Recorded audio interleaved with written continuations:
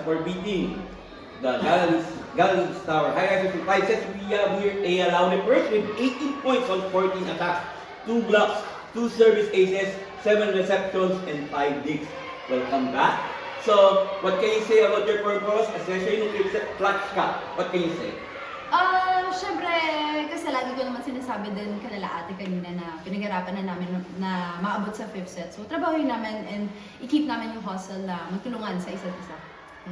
Okay, so go ahead, Kate. Kaya siguro health-wise lang, kamusta na after nung na-miss mo na game, gano'n ka lang din ka-ready dito sa laro to, lalo na nag-5 sets din. For the past few days, I think parang kakabalik ko lang din ng bola talaga. Parang 3 days ago or tapos yung bola ko pa is not talagang buong bola. So, talagang binigyan din ako ng mga coaches and ng management to recover din talaga and yun, malaking bagay na nakapagpahinga din ako para din makalaro ulit kung paano ulit maglaro dito. Kasi medyo na-struggle talaga ako after nung creamline ng game.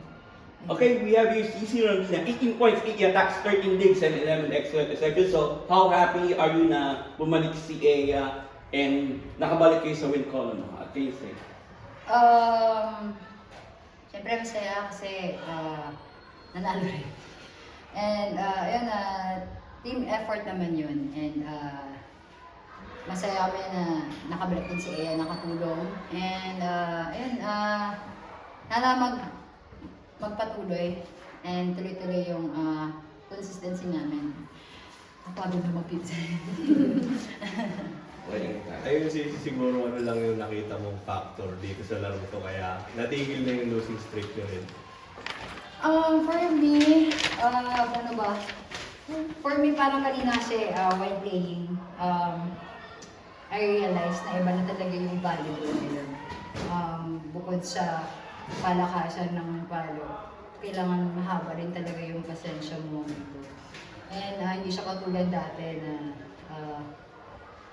lahat nadadaan sa lakas. Ngayon, lahat talaga nadadaan sa utak and diskarte. And ayun, siguro yung reception and yung depensa namin kanina gumana. And yung endgame, ay yung panapos, kumbaga, nandun. And yun na, sana ulit. For Ea and CC, pag sinasabing Laura and CC tandem, grabe ang expectation of fans. Paano nyo? Ano So coming from 3 games, paano nyo na lang ini-embrace yung parang mas higher responsibility dahil parang yung duo nyo intimidating sa other teams? I think sa mga napagdaanan din naman namin ni Ate Cici, nandun din kami. Siyempre, kakabalik lang namin, kakadating ko lang sa Choco and kakabalik na din sa indoor. So, nandun lang din kami siguro to remind each other na kung ano yung pwede namin and kung paano yung pagkakakilala namin sa isa't isa.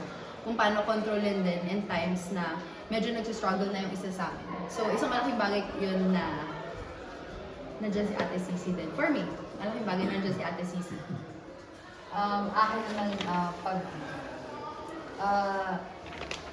ano sa akin, pag si Ea, naging UST lang pag kunwari na nasa loob kami dalawa.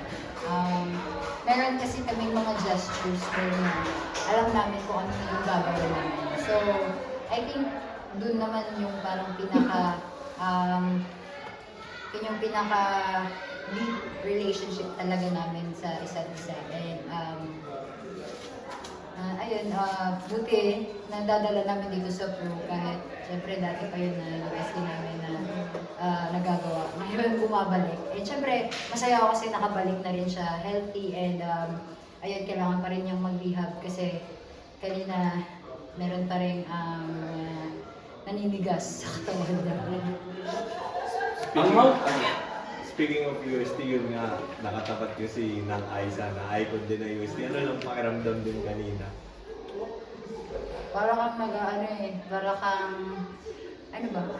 Idol kasi, idol talaga si Nang eh. Pag naglalaro siya, isipin natin na ilang taon na si Nang, pero yung volleyball IQ niya, yung condition niya, sobrang ideal. So, sana ano rin kami, makagano din kami, makaabot tayo ng ganong edad. Yes. And of course, kasi Sinang talaga, parang makasama mo na sa loob ng court, parang for me, very special every time nakakalaban ko siya. Kasi nga, idol ko talaga siya since before. Yun naman lagi kong sinasabi na parang kinikilig ako habang naglalaro na hanggang ngayon naaabutan ko pa rin siya. Syempre, Nang, ikaw talagang idol ko. Pero ayun, sobrang motivating lang din for me na ganito na maglaro yung idol ko, ilang taon na siya.